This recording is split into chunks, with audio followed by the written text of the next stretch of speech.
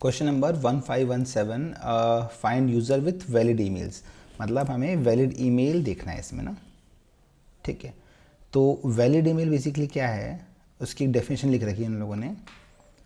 उसमें इन्होंने बोला है कि हमारे पास जो प्रीफिक्स होगा, prefix is at the rate से पहले का जो पार्ट है, जैसे विंस्टन लिखा है ना, ये प्रीफिक्स में काउंट करेंगे।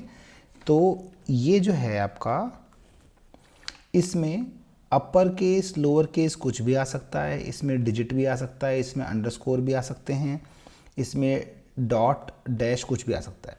एक कंडीशन और है कि ये हमेशा लेटर से ही चालू हो। ठीक है, एक कंडीशन तो ये फुलफिल करनी है। सेकंड जो डोमेन रहेगा वो हमेशा @leetcode.com रहेगा, है ना। और ये @leetcode.com होता है, ये केस इनसेंसिटिव होता है, मतलब ये हमेशा स्मॉल में आना चाहिए, केस इनसेंसिटिव। बट जो पहले वाला पार्ट है ये केस सेंसिटिव है, इसमें कुछ भी कर सकते हैं, बड़ा छोटा कुछ भी आ सकता है ना। ठीक है, तो हमें ये सारे रूल्स फॉलो करने हैं, और जो ईमेल आईडीज़ ये रूल्स फॉलो करती हैं वो वैलिड ईमेल बोलेंगे। ठीक है, अब जो मैंने फर्स्ट टाइम क्वेश्चन देखा है इसको, तो मैंने सोचा कि इसको मैं लाइक ऑपरेटर से करूँगा, है ना। तो लाइक ऑपरेटर जब मैं यूज़ करने लगा तो बहुत सारे केस बनने लग गए। फॉर एग्जांपल जैसे डब्ल्यू है, स्टार्टिंग में डब्ल्यू से किस कहीं से चालू हो सकता है ये, तो बहुत सारे इश्यूज आने लग गए। तो उसमें लगा अच्छा ठीक है, काम करते हैं, इसमें रेगेक्स लगाते हैं। तो हमने रेगुलर एक्सप्रेशन लगाया। तो ये क्वेश्चन इंपॉर्टेंट इसलिए है कि मैं इसमें रेगेक्स को समझा भी दूंगा, एक ओवरव्यू आपको कि कैसे यूज़ कर सकते हैं रेगेक्स को। ठीक है, तो अगर हम लोग यहाँ देखें, पहले एग्जांपल देख लेते हैं फटाफट से। फर्स्ट देखो, आपको बताना है कि कौन कौन से वैलिड है, कौन कौन से इनवैलिड है। फर्स्ट देखो, विंस्टन सही है, @leetcode.com सही है बिल्कुल। सेकंड देखेंगे तो @leetcode नहीं है, इसका मतलब इसमें डोमेन नहीं है, तो ये गलत है। थर्ड देखेंगे डैश चलेगा, लॉन्ग, ये भी सही है। फोर्थ देखेंगे शैली डॉट चलेगा, कॉम, ये भी सही है।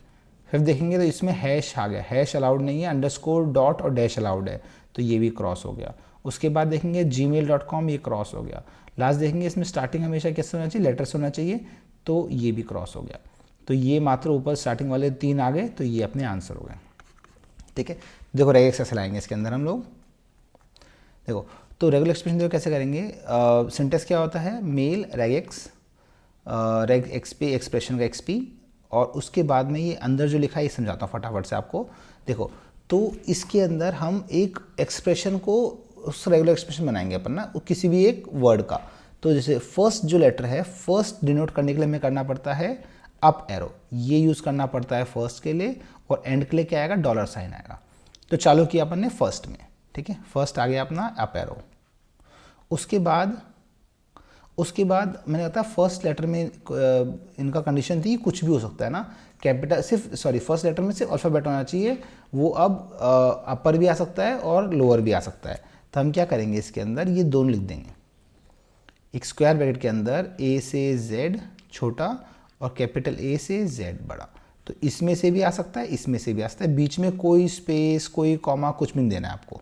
ठीक है, उसके बाद में पूरा, उसके बाद में कुछ भी हो सकता है। क्या क्या हो सकता है उसके बाद में, नेक्स्ट क्या हो सकता है कि ए से जेड भी आ सकता है, ठीक है, कैपिटल ए से जेड भी आ सकता है, कोई डिजिट भी आ सकती है, और उसके बाद में इन्होंने कहा था डैश भी आ सकता है, डॉट भी आ सकता है, हाइफन भी आ सकता है, अंडरस्कोर डॉट और हाइफन या डैश बोल दो, कुछ भी आ सकता है। और ये एक बार नहीं कितनी बार भी आ सकते हैं, जैसे यहाँ पे तो कुछ भी नहीं लिखा, तो एक बार आएगा ये, तो कितनी बार भी आ सकते हैं, इसका मतलब वहाँ पे स्टार लगाना पड़ता है। स्टार मतलब 0 या कितनी बार भी आ सकता है। ठीक है, ये तीनों चीज़ समझ में आ गई आपको, ये भी समझ में आ गया कि इनमें से कुछ भी आ सकता है। ठीक है, तो जब मैंने इतना पार्ट को जब मैं रन किया तो ये ऑलमोस्ट सारे टेस्ट केस पास किया, बट एक टेस्ट केस था जिसमें था, मान लो कुछ लिखा था @leetcode डॉट और कॉम था कैपिटल में, है ना। तो ये टेस्ट केस पास नहीं हुआ था इसके अंदर। तो इस टेस्ट केस को पास करने के लिए मैंने लाइक ऑपरेटर यूज़ किया। तो मेल लाइक लास्ट में हमेशा, स्टार्टिंग में मैंने परसेंटेज लगा दिया, लास्ट में हमेशा ऐसे ही रहे। क्लियर। अब इसमें इशू क्या है कि जो लाइक ऑपरेटर होता है ना, ये भी केस इनसेंसिटिव होता है, बाय डिफ़ॉल्ट केस इनसेंसिटिव होता है ये। तो इसको केस सेंसिटिव बनाने के लिए हमने क्या कहा, एक बाइनरी लगा दिया। तो बाइनरी लगाने के बाद अब ये केस सेंसिटिव हो गया, जब इसको ये मिलेगा तभी वो आगे बढ़ेगा। तो इस क्वेरी से आप सारे वैलिड ईमेल्स निकाल सकते हो। Thank you.